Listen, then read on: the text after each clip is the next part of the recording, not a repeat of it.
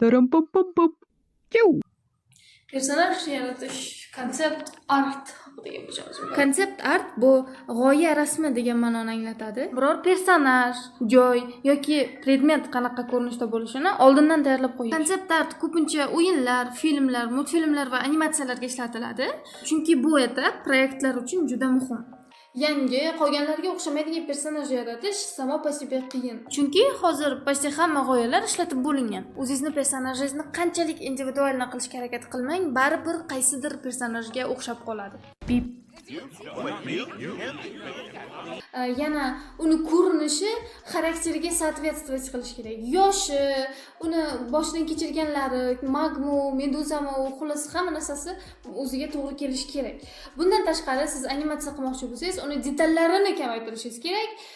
U 2D animatsiya bo'ladigan bo'lsa, tim более chiziqlarni ham kamaytirishingiz kerak. Chunki har bitta chiziqni siz 1000 martalab chizishingizga to'g'ri keladi. Aynan shu masala borligi uchun manga animaga adaptatsiya qilinganda chiziqlarni kamaytirib, soddalashtirishadi. Va ko'pincha bir xil shablon ishlatishadi. Chunki yuzi bilan ajratmoqchi bo'lsangiz, mana buni yuzi bunikidan farq qiladigan bo'lsa, juda ham ko'p vaqt ketadi. Ya'ni juda ham ko'p pul ketadi bu narsaga. Uni o'rniga sochini shakli yoki rangini o'zgartirib qo'ysangiz, osonroq va esda qolarli bo'ladi. Personajning tashqi ko'rinishi uni tarixiga va sharoitiga to'g'ri kelishi kerak. Agar siz yaratadigan personaj uzoq umr ko'rgan bo'lsa yoki qanaqadir og'ir narsalarni boshdan kechirgan bo'lsa va keksa bo'lsa, siz uni 20 yoshli model qilib qo'ya olmaysiz. No, agar u elf yoki vampir bo'lmasa. Muchi. Xullas, mantiqqa to'g'ri kelish kerak. Hozir men ham o'zimizni proyekt uchun ancha vaqtdan beri konsept artlar chizyapman. Yaxshi, zo'r, menga yoqyapti. Personajlar har xil, voqealar zo'r.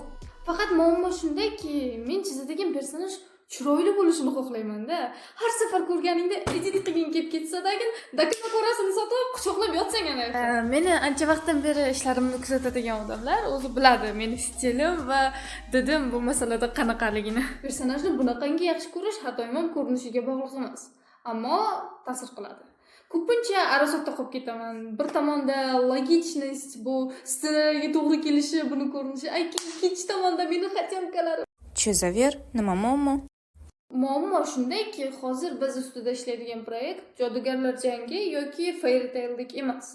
Uni har bitta personajini xohlaganingizdek izyuminka qo'yib, har bittasini kachoq qilib qo'ya olmaysiz. Chunki bo'ladigan voqealar qanaqadir akademiyada yoki maktabda emas. Shtobi hammasini примерно bir xil yoshda va krutoy qilish uchun. Bir tomondan yaxshi ham bu loyihamizda kachoklar bor. Tasavvur qilyapsizmi? Butun boshli rassa kachoklardan iborat. Трамболомка, лёвочка. Чтобы стать большим качком, в дверной проем вхожу бочком, люблю. Men shuncha harakatlarimga qaramasdan, endi personajlarni chiroyli chizishga harakat qilishimga qaramasdan, ikkita, uchta personajni qo'ldan boy berdim. Birinchisi bu mana bu bola. Bu ham o'sha kachoklarning rassasidan edi. Akam buni zo'r bobocha qilish kerak degan qarorga kelib qoldi. Keyin yana mana bu odam, bu antagonist bo'lish kerak edi. Yana buni qaraysiz. Ishongim kelmaydi shunaqa dizayn atmen bo'lganiga. Sochini ham oqartirishdi. O'zini ham qaritishdi. Nima, qariyalar chiroyli va xarizmatичный bo'lmaydimi? Bo'ladi. Chotki bo'ladi. Bunga yaqqol misol Ayrotog'a. Shunaqangi zo'r personaj chiqqan, ham qiziq, ham kulgili, ham dono. Avatar Aang hikoyasidagi eng og'ir va muhim personajlardan birida. Uni ham idealni qilib ko'rsatishmagan. Boshda xatolarining orqasidan katta bo'lgan va qolganlarni ham xato qilishiga qo'ymaydigan odam. Zukaga va bizga shu multfilmni ko'rib katta bo'lgan odamlarga ko'p narsalarni o'rgatgan odam. Mana shu personajni xarizmatичный demasa bo'ladimi? Umuman olganda yana misollar ko'p. Qari, но при этом xarizmatичный, qiziq personajlar. One Punch Man'da Bang degan odam bor edi. Netra Hunter x Hunterdagi u ham krutoy bobo. Bleachda ham qancha bobolar bor. Yamamoto, Jiraiya bor. Ularning hammasi zo'r personajlar. Prям Chotki personajlar. Lekin biror marta ko'rmadim ularni fandomi shunchalik populyarniy bo'lib ketganini. Boshqa gap, men bu Gojo Satoruga o'xshagan personajlarni fandomi. Chunki nima? Yosh, kuchli, chiroyli. Buni orqasidan qancha pul keladi? Bularni populyarniy bo'lib ketgani qolgan personajlarni yomon demaydi. Har bitta personajning o'zini o'rni bor. Shunchaki bularni hazm qiladigan o'zini auditoriyasi bor. Shuning uchun ham men maksimal harakat qilaman chizgan personajlarim fandomga ovqat bo'la olishiga. Chunki o'zimga ham yoqadi. Bu narsani boshqa tomoni ham bor. Hamma personajni podrяд krasavchik, zo'r, yosh qilib bo'lmaydi. Тем более слишком идеальный герой ham odamga yoqmaydi. Personaj yaratish bo'yicha bizlardan talab qilinadigan yana narsa bu samimiylik. Personajingizni odamiylik hislatlari bo'lishi kerak. Idealniy emas, qo'rquvlari bor, nimadirlari bor. Shulari bilan birga u sizga chiroyli ko'rinishni boshlaydi. Chiroyli qilmaslik kerak demayman. Agar bu narsaga imkon bo'lsa va asos bo'lsa, qilish kerak. Siz yaratgan asar odamlarga yaqin, odamlar ko'ngliga yaqinroq bo'lsin desangiz, realistga yaqinroq qilishingiz kerak. Hattoki o'zingizning dunyoyingizning logikasiga to'g'ri kelishi kerak. Bu xuddi horror chizish uchun anatomiyani o'rganib kelgandek gap.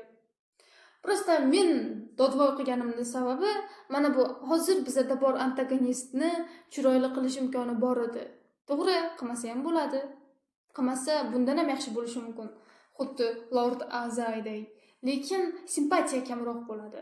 Agar men xohlaganim simpatiyani ko'tara olsak, Aizen yoki Sukunaday vibe bergan bo'lardi. Chunki uni xarakteri shunaqangi Chimoli borku, uni arkasi shunaqa zo'r tugaydi. Agar siz uni borku hozir chotga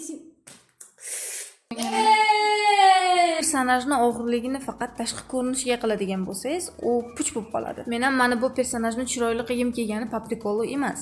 Prosta buni istoriyasi juda ham yaxshi yozilgan va arkasi yaxshi tugaydi. Personajni o'zini kuchli xarakteri va motivi bor. Endi personajni ko'rinishi qolganlardan ajralib turish haqida. Uni qolganlarga o'xshamasligi sizga qanchalik kerak? Buni prosta esda qolish uchun qilyapsizmi yoki tarixi shunaqa bo'lgani uchunmi? Agar personajingiz oddiy odam bo'ladigan bo'lsa, uni nakachinniy ideal qilish shart emas. Naborot, oddiy bolani ham xarakterini normal ko'rsatib bera olsangiz, juda yaxshi esda qoladi. Siz yaratgan dunyodagi personajlarni bir-biridan farqi faqatgina sochini rangida emas, ularni privochkalari, qiladigan xato va to'g'ri ishlari va yoshi bilan ajralib turish kerak. Xulosa qilib aytganda, konsept art bu faqatgina chiroyli chizish emas, bu mantiq, g'oya va his-tuyg'uni birlashtirishdir. Menda hozircha shu. O'zingizning fikringizni qoldiring kommentariyada, men o'qiyman. Siz nima deb o'ylaysiz bu narsalar haqida? Kimdir nima deb o'ylagan bo'lardi? Xolos.